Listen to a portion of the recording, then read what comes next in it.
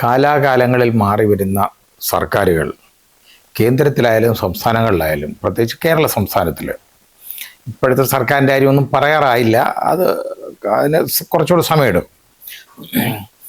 ഈ യുവജനങ്ങളോടും കൗമാരപ്രായത്തിലുള്ള വിദ്യാർത്ഥികളോടുമൊക്കെ കാണിക്കുന്ന ആ ദ്രോഹമുണ്ടല്ലോ, ചെയ്യുന്ന ദ്രോഹം പറഞ്ഞറിയിക്കാൻ പറ്റാത്തതാണ്.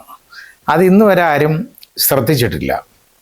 ഇപ്പോൾ സാധാരണഗതിയിൽ ഇവിടുത്തെ അനീതി കണ്ടിട്ട് ഇവിടുത്തെ ചെറുപ്പക്കാർ അതുപോലെ കൗമാരക്കാരുമൊക്കെ ഇവിടം കളഞ്ഞിട്ട് അവർ വിദേശത്തേക്ക് പോകും. കാരണം അവരിവിടെ അങ്ങ് ഉപേക്ഷിച്ചിട്ട് അവരങ്ങ് വിദേശത്ത് പോകും. കാരണം ഇനി ആരെയും ശല്യം ചെയ്യേണ്ട, ഞങ്ങൾക്ക് പ്രയോജനമൊന്നുമില്ല, പക്ഷേ നമുക്ക് എവിടെയെങ്കിലും പോവാം എന്നുള്ള രീതിയിൽ അവരങ്ങ് പോവും.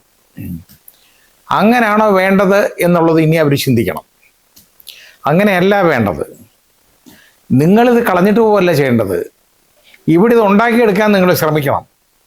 നിങ്ങളുടെ ആവശ്യം ഇത് നിങ്ങളുടെയും കൂടെ നാടാണ്. അപ്പോൾ ആ നിങ്ങളുടെ നാട്ടിൽ നിങ്ങൾക്ക് സ്വൈരമായിട്ട് താമസിക്കാനും അന്തസ്സോടുകൂടി താമസിക്കാനും ഇവിടുത്തെ കാര്യങ്ങളെല്ലാം, അതായത് ഇവിടുത്തെ നിന്ന് എന്തൊക്കെ പ്രയോജനങ്ങൾ ആ ജനങ്ങൾക്കുണ്ടോ അതെല്ലാം നിങ്ങൾക്കും കൂടെ കിട്ടത്തക്കവണ്ണം ഉള്ള ഒരു കാഴ്ചപ്പാട്, രാഷ്ട്രീയ ഭേദമന്യേ അതുണ്ടാക്കിയെടുക്കാൻ നിങ്ങൾ ശ്രമിക്കണം. അതിന് നമ്മളെ കണ്ണു തുറപ്പിച്ചതാണ് യഥാർത്ഥത്തിൽ ഈ CJP നടത്തിയ, ഡൽഹിയിൽ നടത്തിയ പ്രതിഷേധ സമരം. ആ സമരം അതിന് സർക്കാർ ഇപ്പോൾ പക പോക്കുന്നുണ്ട്, കേന്ദ്ര ഗവൺമെൻറ്. കാരണം നാണമില്ലാത്തവന്മാരെന്തും ചെയ്യും, ആ രീതിയിൽ ചെയ്യുന്നുണ്ട്. പലരെയും നിര്യാതന ബുദ്ധിയോടുകൂടി അവരുടെ പലരുടെ പേരിൽ കേസെടുക്കുന്നുണ്ട്.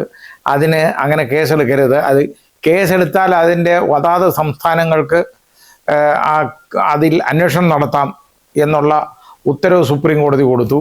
വളരെ സൗകര്യമായി ഈ കണ്ടീഷൻ, ഈ കരാറിൽ നിന്ന്, വ്യവസ്ഥകളിൽ നിന്ന് പിന്മാറാനായിട്ട് കേന്ദ്ര ഗവൺമെൻറ്റിന് വളരെ വലിയ സഹായകരമായിട്ട് അത് മാറി. അതൊക്കെ നമ്മൾ കണ്ടതാണ്. അപ്പോൾ ഇതൊന്നുമല്ല ഞാൻ പറയാൻ ഉദ്ദേശിച്ചത്. ഇത് ഇന്നത്തെ ചെറുപ്പക്കാർ നേരിടുന്ന ഏറ്റവും വലിയ പ്രശ്നങ്ങൾ എന്താണെന്നറിയാം. ഏറ്റവും വലിയ പ്രശ്നം ഒന്ന്, അവരെ വിദ്യാഭ്യാസം, അവരുദ്ദേശിക്കുന്ന വിദ്യാഭ്യാസം, ആഗ്രഹിക്കുന്ന രീതിയിലുള്ള വിദ്യാഭ്യാസം അവർക്ക് കിട്ടുന്നില്ല. അത് വളരെ കോസ്റ്റ്ലി ആയിട്ട് മാറി. രണ്ടാമത്തെ കാര്യം അൺഎംപ്ലോയ്മെൻറ്റ്, അതായത് തൊഴിലില്ലായ്മ രൂക്ഷമാണ്. അപ്പോൾ അവർക്ക് ഒരു തൊഴിലും കിട്ടത്തില്ല. പിന്നെ മൂന്നാമത്, ഇവർ കണ്ടുകൊണ്ടിരിക്കുമ്പോൾ വളരെ അനീതി നടക്കുന്നു വിദ്യാഭ്യാസ രംഗത്തും അതുപോലെ തൊഴിലിൻ്റെ രംഗത്തും.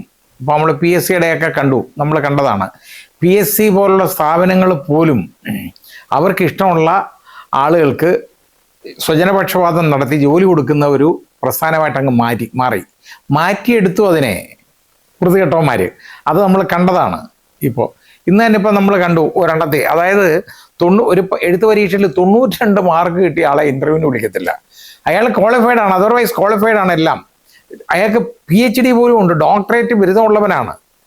അയാളെ ഇൻ്റർവ്യൂവിന് വിളിക്കത്തില്ല. കാര്യം എന്താണെന്നറിയോ? ആ യോഗ്യതയൊന്നും പോരാ. കാരണം അയാൾ ചുവന്ന കൊടി പിടിക്കാൻ നടക്കാത്തത് കൊണ്ട് മാത്രമാണ് അയാളെ വിളിക്കാതിരുന്നത്. അതിന് പകരം എന്താ അറിയോ? 27.2 മാർക്ക് കിട്ടിയവനെ 1ാം റാങ്ക് കൊടുത്ത് വിളിച്ചു കയറ്റി ഇരുത്തി ഇൻ്റർവ്യൂ നടത്തി റെഡിയാക്കി എടുത്തു. ഇൻ്റർവ്യൂവിന് സാധാരണഗതിയിൽ ഒരു 70% മാർക്കുകൾ കൂടുതൽ കൊടുക്കാൻ പാടില്ല എന്നൊരു അലിഖിത നിയമം അവിടെ ഉണ്ട്. PSCയിൽ തന്നെ ഫോളോ ചെയ്തുകൊണ്ടിരുന്നതാണ്. പക്ഷേ 20 മാർക്കിൻ്റെ ഇൻ്റർവ്യൂവിന് 20 മാർക്കും ഇവന് കൊടുത്തു. എന്നാലേ ഇവൻ കയറത്തുള്ളൂ, 1ാം റാങ്ക് കിട്ടുള്ളൂ, എന്നാലേ അവന് ജോലി കൊടുക്കാൻ പറ്റുള്ളൂ. അങ്ങനെ ചെയ്യുന്ന പണി നമ്മൾ കണ്ടതാണ്. ഇതുപോലുള്ള കാര്യങ്ങളാണ് നടക്കുന്നത്. അപ്പോൾ അവർക്ക് ഫ്രസ്ട്രേഷൻ വരുന്നത് കുറ്റമാണോ? അല്ല. അതിന് മുൻകൈയെടുക്ക് ഇത് ഒഴിവാക്കേണ്ടതാരാണ്? നമ്മുടെ സർക്കാരാണ്. അത് ചെയ്യണം.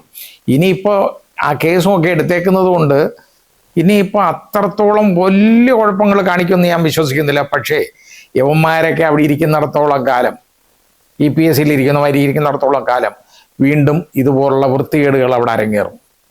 കാരണം അവിടുത്തെ ഇരിക്കുന്ന ഉദ്യോഗ വൃന്ദങ്ങളെ മുഴുവൻ ഈ കള്ളത്തരമെല്ലാം പഠിപ്പിച്ച് റെഡിയാക്കി വെച്ചേക്കാണ്. ആ രീതിയിലാണ് പോകുന്നത്. ചെറുപ്പക്കാർക്കുണ്ടാകുന്ന ഒരു ബുദ്ധിമുട്ട് അതാണ്. പിന്നെ വേറെ ഒന്നും നമ്മൾ നോക്കിയാൽ എന്തെന്നറിയോ? അൺഎംപ്ലോയ്മെൻറ്റിൻ്റെ കാര്യം അവിടെ ഇരിക്കട്ടെ. പിന്നെ ജാതിയുടെയും മതത്തിൻ്റെയും പേരിൽ മതം രാഷ്ട്രീയവും മതമായിട്ട് കൂട്ടിക്കുഴച്ചിട്ട് മതത്തിൻ്റെ പേരിലുള്ള രാഷ്ട്രീയം ഇവിടെ കൊണ്ടുനടന്നു. പക്ഷേ CJP ഒന്ന് കാണിച്ചു കൊടുത്തു, ഞങ്ങൾക്ക് ജാതി മതമൊന്നും പ്രശ്നമല്ല, ഏത് മതമായാലും ഏത് ജാതിയായാലും ഏത് രാഷ്ട്രീയമായാലും ഞങ്ങൾ ഒന്നാണ് എന്ന് ആ കുട്ടികളും ആ യുവാക്കൾ കാട്ടിക്കൊടുത്ത ഒരു സമരമാണത്. അതുകൊണ്ടുണ്ടല്ലോ, ഇനി ഈ വല്യപ്പന്മാർ വിചാരിക്കണം, ഇരിക്കുന്നവന്മാരുണ്ടല്ലോ മതവും പറഞ്ഞുകൊണ്ടിരിക്കുന്നേ, ഹിന്ദു മുസ്ലിം ക്രിസ്ത്യൻ എന്നൊക്കെ പറഞ്ഞുകൊണ്ടിരിക്കുന്നവന്മാർ ഒരു കാര്യം ചെയ്യണം, അവന്മാരെ മനസ്സിലാക്കണം.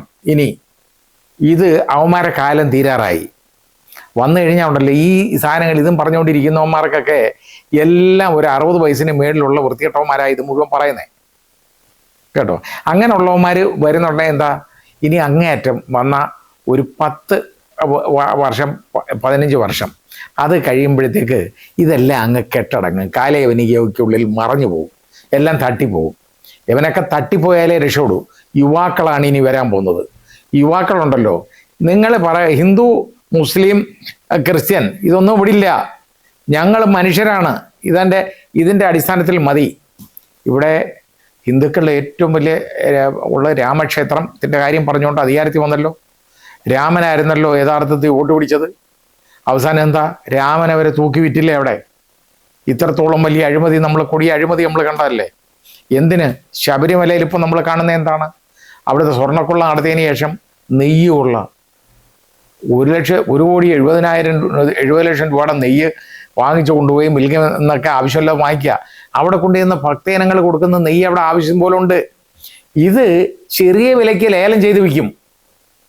എന്നിട്ട് ഇതുപോലെ വലിയ തോടുത്ത് നെയ്യ് വാങ്ങിക്കും പുറത്തുനിന്ന്.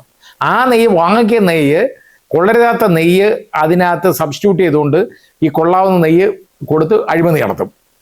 എത്ര കോടി രൂപയാണ് വർഷങ്ങളായിട്ട് ഇങ്ങനെ അടിച്ചുകൊണ്ടിരിക്കുന്നവന്മാർ, നമ്മൾ മനസ്സിലാക്കേണ്ടതല്ലേ. അതൊക്കെ ജനങ്ങൾ മടുക്കും. യുവജനങ്ങൾക്ക് ഇതിലൊന്നും താല്പര്യമില്ല. അതുകൊണ്ട് നീയൊക്കെ ഇതൊക്കെ പറഞ്ഞുകൊണ്ടിരുന്നോളൂ. ഇനി അതിനകത്ത് വലിയ വരുമാനമൊന്നും ഉണ്ടാവാൻ സാധ്യതയില്ല.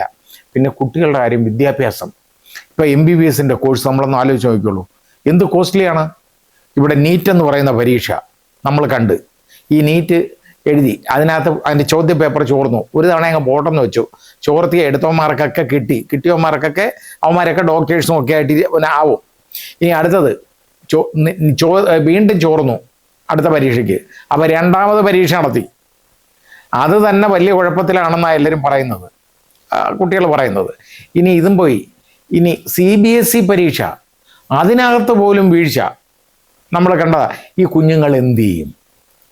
പിന്നെ ഇങ്ങനെ മത്സര പരീക്ഷ എഴുതി എന്തിനാണ് ഇവരിങ്ങനെ എഴുതുന്നതെന്നറിയോ? ഇവരെഴുതുന്നത് ഈ സ്വാശ്രയ കോളേജുകളിൽ പോകാതെ ഗവൺമെൻറ് കോളേജുകളിൽ അഡ്മിഷൻ കിട്ടാൻ വേണ്ടിയാണ്. ഈ കുഞ്ഞുങ്ങൾ ഇത് വീണ്ടും 2-3 തവണ റിപ്പീറ്റ് ചെയ്ത് ഈ പരീക്ഷ എഴുതുന്നത്. ആ പ്രവേശന പരീക്ഷ എഴുതുമ്പോൾ അതിനകത്തുണ്ടാകുന്ന കാര്യമാണ് ഞാൻ ഈ പറഞ്ഞത്. അതും കഴിഞ്ഞിട്ട് കിട്ടിയെന്നിരിക്കട്ടെ, കിട്ടി അവസാനം പ്രവേശന പരീക്ഷ എഴുതി ഒരു സ്വാശ്രയ കോളേജിലെ അഡ്മിഷൻ കിട്ടുന്നത്. കേരളത്തിലൊരു സ്വാശ്രയ കോളേജ് കിട്ടിക്കഴിഞ്ഞാൽ തീർന്ന്. അവിടെ ഫീസ് ഫിക്സ് ചെയ്യാന്നൊക്കെ പറഞ്ഞ് ഏതാണ്ട് റിട്ടയർ ചെയ്ത ഓരോ ജഡ്ജിമാരെ കാലങ്ങളിൽ പിടിച്ചു വെക്കും. ഒരു വക പണി ചെയ്യാത്തവന്മാരും ഒന്നും നോക്കാത്തവന്മാരെയൊക്കെ അവിടെ എടുത്ത് വെക്കാറുണ്ട്. ഞാൻ കാര്യമായിട്ടോ പറയുന്നത്. അപ്പോൾ ഇത് ഞാൻ പോയിട്ടില്ല, എനിക്ക് അറിഞ്ഞൂടാ. ഇപ്പോൾ ആരാ ഇരിക്കുന്നതെന്നും എനിക്ക് അറിഞ്ഞൂടാ. അപ്പോൾ അങ്ങനെ ഉണ്ടോയെന്നും എനിക്കറിയാൻ വയ്യ. ഉണ്ടെങ്കിൽ അത് ആളുകളെ നോക്കി വേണം അത് വെക്കാൻ. ഈ സർക്കാരിൻ്റെ സമയത്ത് ഏതായാലും അപ്പോയിൻമെൻറ്റ് നടന്നിട്ടില്ല എന്ന് ഞാൻ മനസ്സിലാക്കുന്നു. ഇനി ഉണ്ടെങ്കിൽ അത് ഉണ്ടെങ്കിൽ ആ ജഡ്ജി നന്നായിട്ട് ചെയ്യണം, ആരാന്ന് വെച്ചാൽ. അത് അല്ലാതെ ഇവർക്ക് ഈ സ്വാശ്രയക്കാർ പറയുന്നതും കേട്ടുകൊണ്ട് ഒന്നും ചെയ്തു കളയരുത്. ഇവിടുത്തെ സ്വാശ്രയ കോളേജ് ഫീസ് ഫിക്സ് ചെയ്തേക്കുന്നത് എത്രയാണ്? 7.5 ലക്ഷം മുതൽ 9.5 ലക്ഷം വരെയാണ് ഫീസ്. എങ്ങനെ താങ്ങും ഒരു സാധാരണക്കാരൻ? എന്നാൽ ഈ 50% കോട്ട അവിടെ കിട്ടേണ്ടത് തമിഴ്നാട്ടിൽ അവിടെ വന്നു കഴിഞ്ഞാൽ എത്രയെന്നറിയോ? ഏതാണ്ട് 2 ലക്ഷം രൂപയോ എങ്ങാണ്ടേ ഉള്ളൂ. കർണാടക 1,40,000 എങ്ങാണ്ടാണ്. ആന്ധ്ര അവിടെ 60,000 രൂപ എങ്ങാണ്ടേ ഉള്ളൂ ഫീസ് ഇതിൽ. പിന്നെ തെലുങ്കാന അവിടെ ഏതാണ്ട് 1,06,000 രൂപയേ ഉള്ളൂ. ഈ കേരളത്തിൽ എന്താ ഇത്ര പ്രത്യേകത? ഇവിടുത്തെ പിള്ളേർ പഠിക്കണ്ടേ? ആ ഫ്രസ്ട്രേഷൻ കൊണ്ടാണ് സാർ ഇവിടെയുള്ള പിള്ളേരൊക്കെ ഇവിടുന്ന് ഇറങ്ങി പോകുന്നത്, വേറെ നിവൃത്തിയില്ലാതെ. വളരെ കഷ്ടമാണ് ഈ ചെയ്യുന്നത്. ഈ തോന്നിവാസം പോലുള്ള ഇത് നിർണ്ണയിക്കുക, ഫീസ് അങ്ങ് നിർണ്ണയിച്ചു കൊടുക്കുക. സ്വാശ്രയ കോളേജുകാരെ അങ്ങ് കയർ ഊരി വിട്ടേക്കാണ്. ആ രീതിയിലാകരുത്. അവരെയൊക്കെ കൂച്ചുവിലങ്ങിട്ട് കൊണ്ടുവരാൻ നിൽക്കണം. ഈ സ്വാശ്രയ കോളേജുകാരാണ് ഇവിടെ ഈ കുഞ്ഞുങ്ങളുടെ ഏറ്റവും വലിയ ഫ്രസ്ട്രേഷന് കാരണം. ഇവിടുന്ന് അതൊക്കെ ഒന്ന് മാറ്റിയെടുക്കണം. മാത്രമല്ല മതരാഷ്ട്രീയം. ഇനി കുഞ്ഞുങ്ങൾ പറയണം, ഈ ഹിന്ദുവിൻ്റെയും മുസ്ലിമിൻ്റെയും പിന്നെ ക്രിസ്ത്യാനിയുടെയും പേരും പറഞ്ഞുകൊണ്ടുള്ള കാര്യങ്ങളൊക്കെ കഴിഞ്ഞുപോയി. ഇനി അതിനൊന്നും ഞങ്ങൾക്ക് സമയമില്ല എന്നവർ കാണിച്ചു കൊടുത്തു. അതാണ് ഇപ്പം നടന്നത്. അപ്പോൾ അതിൽ ഭിന്നിപ്പിക്കാനായിട്ട് ശ്രമിക്കുന്നു. കാരണം അതിൽ നിന്ന് ഒരു വിഭാഗത്തിനെ മാത്രം അറസ്റ്റ് ചെയ്യുന്നു, അവരുടെ പേര് ഇങ്ങനെയൊക്കെ ആകുമ്പോൾ അവർ അതിൽ നിന്ന് അങ്ങനെയൊന്നും ഒഴിഞ്ഞു നിൽക്കരുത്. എത്ര ആളിങ്ങനെ ഉമ്മാരെ അറസ്റ്റ് ചെയ്യും? അതൊന്നും നടക്കുന്ന കാര്യമല്ല. ഇനി അതൊക്കെ അങ്ങ് മാറ്റി നിർത്തണം. അതൊന്നും കണ്ട് ഫ്രസ്ട്രേറ്റഡ് ആവരുത്. ഇനിയും മുമ്പോട്ട് ഇറങ്ങണം. ഇനി ഇറങ്ങേണ്ടത് യഥാർത്ഥത്തിൽ കേരളത്തിലെ വിദ്യാർത്ഥി ചെറുപ്പക്കാർ ഇറങ്ങേണ്ട ഈ സ്വാശ്രയ കോളേജിലുള്ള കൊള്ളയ്ക്കെതിരെയാണ്. ഇറങ്ങണം, അതാണ് വേണ്ടത്. അതേപോലെ ഇവിടെ കാണുന്ന PSCയുടെ ഈ കള്ളത്തരത്തിലും അഴിമതിക്കുമെതിരെ ഇങ്ങനെയുള്ളതിന് ഇറങ്ങണം. ഗവൺമെൻറ്റിന് ഇതിനകത്ത് ശകലം ബന്ധപ്പാടുകളുണ്ട് PSCയുടെ കാര്യത്തിനകത്തൊക്കെ ഇടപെടാൻ. പക്ഷേ എന്നാലും അത് ഇടപെടണം. ഇനി ഇപ്പം കിട്ടിയ കേസുണ്ടല്ലോ, നന്നായിട്ടൊന്ന് കൈകാര്യം ചെയ്യണം. ഇത് ഈ വൃത്തികേട് കാണിക്കുന്നവന്മാരെ എല്ലാം അകത്താക്കാനുള്ള ഒരു ശ്രമം നടത്തണം. എങ്കിൽ മാത്രമേ ഇനിയുള്ളവന്മാർ ഇതിന് വരാതിരിക്കുകയുള്ളൂ. ഇത് രാഷ്ട്രീയത്തിൻ്റെ പേരിൽ പങ്കുവെക്കരുത്. ഇവിടെ ഈ PSCയിൽ 20 അംഗങ്ങൾ ഒരിക്കലും വേണ്ട. ഇവിടെ യഥാർത്ഥത്തിൽ ഒരു 10-ന് താഴെ ഇത് കൊണ്ടൊന്നങ്ങ് നിർത്തണം. ഈ വെള്ളാനകളുടെ ആ വലിപ്പം ഒന്ന് കുറയ്ക്കണം. അതാണ് ചെയ്യേണ്ടത്. ഇല്ലെങ്കിലുണ്ടല്ലോ വീണ്ടും കള്ളത്തരം കാണിക്കാനായിട്ട് ഇവർ റിസർച്ച് ചെയ്തുകൊണ്ടിരിക്കും. അതാണ് നമ്മുടെ ആളുകൾ ചെയ്യുന്നത്.